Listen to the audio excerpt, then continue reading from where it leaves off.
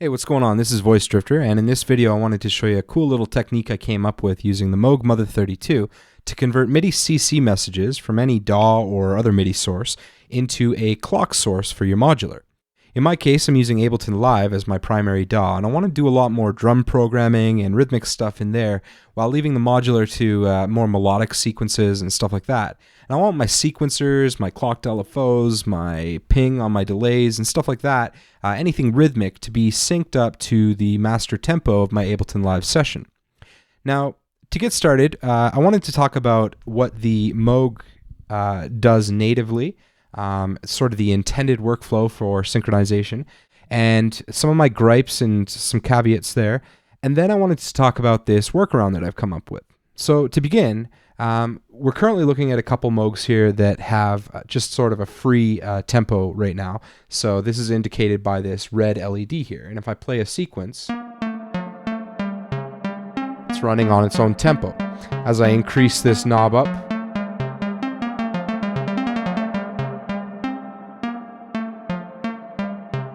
it goes faster or slower. And then the one below it is running on its own tempo as well. So if I press play there,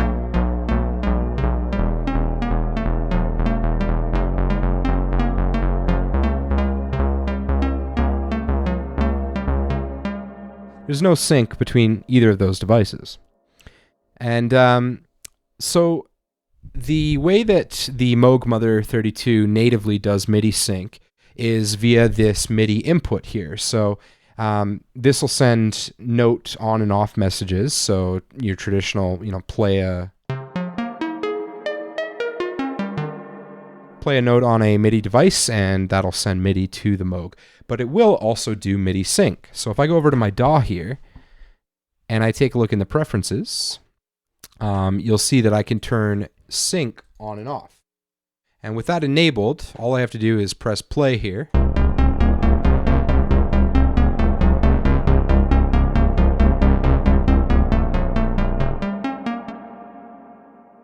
Now, we got sort of a mess of sound there, and that leads me to gripe number one. There is no way to disassociate the tempo sync from the MIDI start-stop messages. So when you hit play in your global transport in your DAW, it's going to send a message to the Moog that the Moog will interpret as, let's start running the sequencers. And that can be good in some cases, but I find more often than not, I am running over to that Moog to stop the sequence from playing, because I just want to get that synchronization in tempo.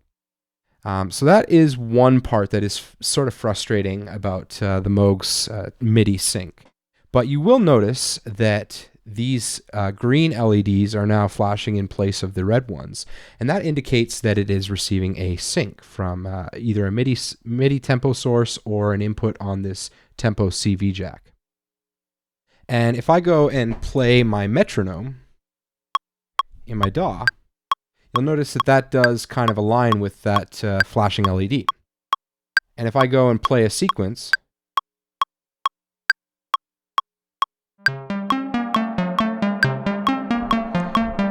it's running in time with my metronome. And as I decrease the tempo,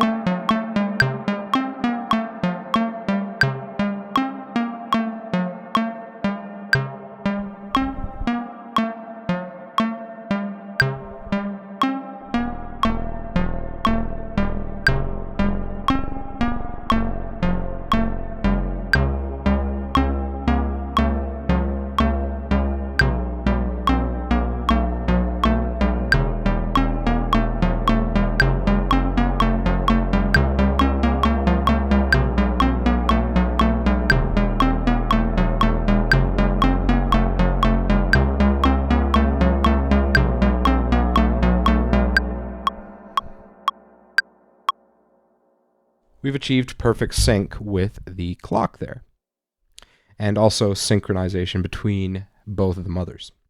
So that's cool. That is sort of the native MIDI sync that you get with the Moog Mother 32. But other than the start-stop gripe, another concern I have is with getting that MIDI sync out to other parts of the modular. So obviously we don't just want to run these sequencers. Maybe we want to get that clock out to my delay there, or out to something like the disting that'll take clock inputs on a lot of its presets. So the way the Moog handles this is via the assignable output. So this is one of the jacks in the Mother's patch bay that allows you to send one of 16 different options out of it. And you'll notice if we take a look at the manual here that option 2, 3, and 4 allows us to send sequencer clock over 2, or sequencer clock over 4. And essentially what that means is when the sequence is running, it will spit out a clock signal for every hit of that sequence, or sorry, every step of that sequence, or every other step, or every fourth step. And again, that's great, but I feel like there's a lot of wasted potential there. Sometimes you just want to bring that MIDI clock in, spit it out somewhere else, but you don't necessarily want to be programming in a sequence on the Moog. Maybe you want to be playing that Moog freestyle, or having some, long-running ambient pad or something like that. You don't necessarily want a programmed sequence, but the only way you can spit clock out of the Moog is via a running sequence. So that's gripe number 2. There has to be a better way, and that's what I figured out. Okay, so to begin, let's go over to the DAW and talk about how I've configured the clock source. So this is essentially done with just a standard MIDI track in Ableton. No instrument or anything like that loaded up. It's just straight MIDI going out to my MIDI output here. And on there, I've loaded up a dummy MIDI clip. And I say dummy because there aren't actually any MIDI notes in it. We're not concerned about MIDI notes here. Instead, we're going to be working with the envelope. And in this case, I've got an envelope set up for MIDI CC number 1, modulation. And if we take a look at our manual here, you can see that the Moog supports output for MIDI CC 1, 2, 4, or 7 via the assignable output. So it'll listen for values on those control change messages, and we'll spit them out that output. So it doesn't matter which one you choose, just make sure that whichever one you program in here, we will configure that in a moment. So essentially on CC1, I am sending a momentary high value followed by a low value, which for anybody familiar with clock signals is essentially what a CV clock is. But at this point, we're not dealing with CV, we're dealing with MIDI, which translates to a value of 127 at its peak and 0 at its base. And this is looped every quarter note, which is essentially my subdivision, my clock division. So you can adjust the clock division based on the length of the looping here. So if you wanted a clock signal every quarter note, every half note, every 3 beats, every bar, a lot of flexibility, and this is essentially your in-the-box clock divider / multiplier. And that's just straight up coming out of my MIDI controller into the Moog. And to configure the assign output, we just want to hit reset, shift, set end, and 8. And in this case, it's going to be shift F5 on page 1 to select CC1 as the assignable output. And then same combination of buttons to save and exit.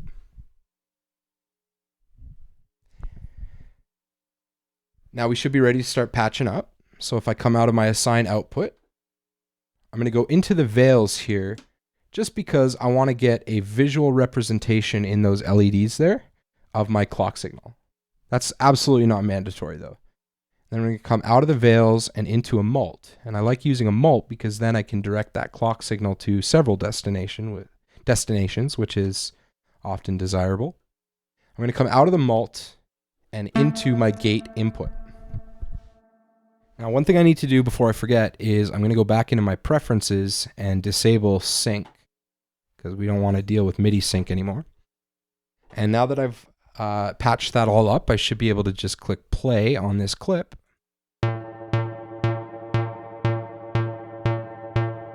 And now every time you see this LED change on veils is essentially a clock signal represented by the pluck of that patch. And if I turn on my metronome,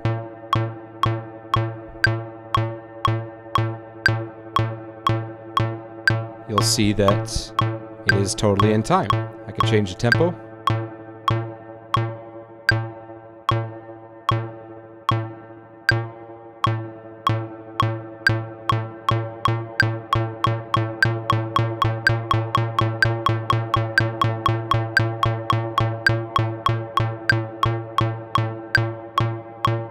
I can stop and start it back up again.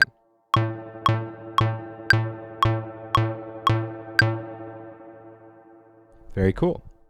Now, the beautiful part is that maybe I don't want to go into the Moog, because everything we just did there I could have done easily before using MIDI sync. Maybe instead I want to ping my DLD over here.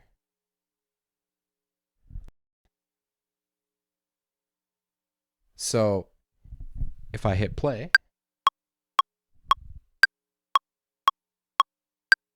not sure if you can see that. So we've synced our delay. And if I decrease the tempo,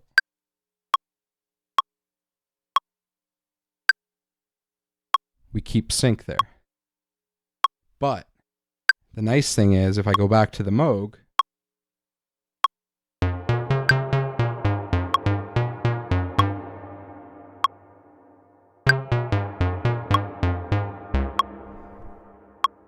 I can continue to play it and perform with the Moog, while that Moog is also performing CC to CV clock conversion. So while playing around with this technique, I found some pretty cool workflows in Live Session View using follow actions, which are kind of a cool way of algorithmically choosing which clips to play following a currently playing clip. And I wanted to show you how that can apply to get some pretty interesting random sequences and stuff like that, a la Turing Machine or other such modules. But essentially, I wanted to start with a second sync here. So I'm going to bring my assign output on the second Moog into my mult, and then back in to the tempo input this time. And the reason I'm using tempo is because I've currently got the Moog set up to basically advance the sequence based on a clock at that tempo input. So if I go back over to Ableton, I've got a second MIDI channel. So you notice channel 2 here. And the reason for that is because I only have a single MIDI output out of my keyboard. And what I've done is I've actually grabbed one of these MIDI Solution Quadra through devices. And what this does is it takes one MIDI output and splits it into up to four destinations. And the reason for that is because while you may only have one output, one thing that's really cool about MIDI is it has over a single wire up to 16 different channels of note on and off, CC, sync messages, all that kind of stuff. So while I only have one output, I can send it to four outputs with four different channels, and I will get unique values on each. So in this case, I'm sending to channel 2 another clock.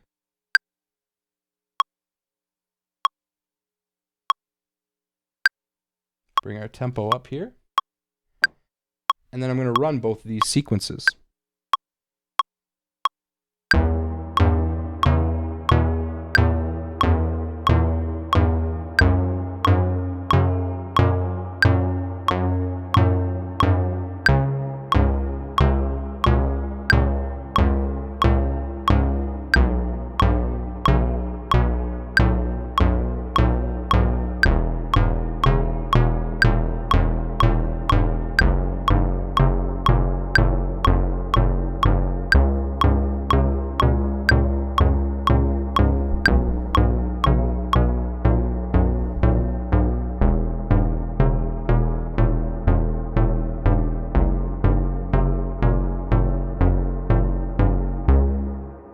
So there you go. So I'm currently sending a clock every quarter note. And we talked about how I can change the division of my clock. But no matter which division I use, it's still pretty regular. But what you can do is you can actually duplicate that. And I'm going to represent, using an orange clip, a value where there is no clock, or a clip where there is no clock signal. So I've just taken that down there. And what you can do is select all of the clips in a batch and set up a follow action to occur every quarter note. And you can choose which follow action you'd like to occur. So play the current clip again, play any other clip, any clip in the batch, play the first clip, the last clip.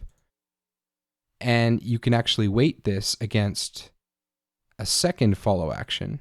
So maybe I want a 15 to 7 chance of playing any versus playing again.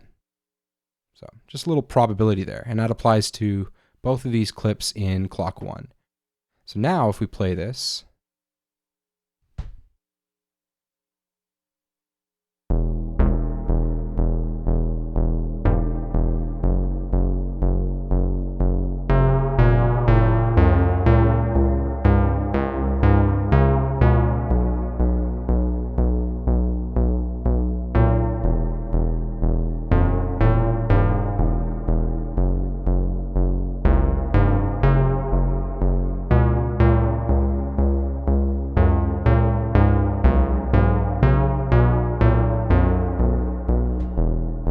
and we could do the same thing on the second clock there.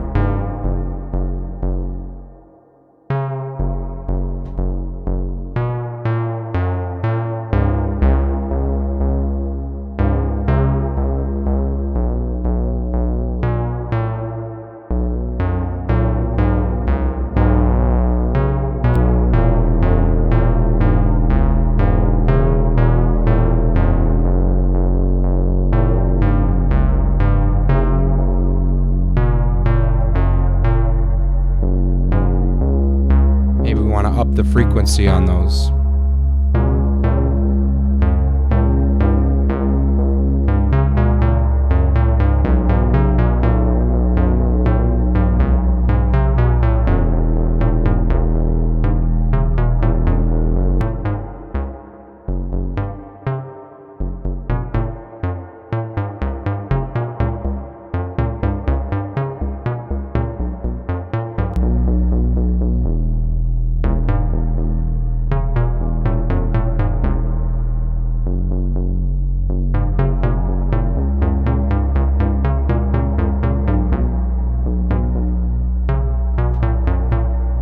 So you can hear we get a lot of very interesting rhythmic variety.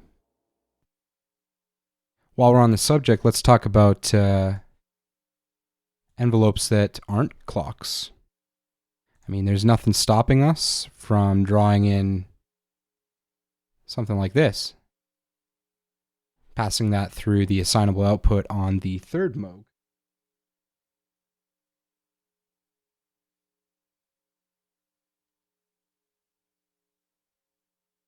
Into something like our cutoff.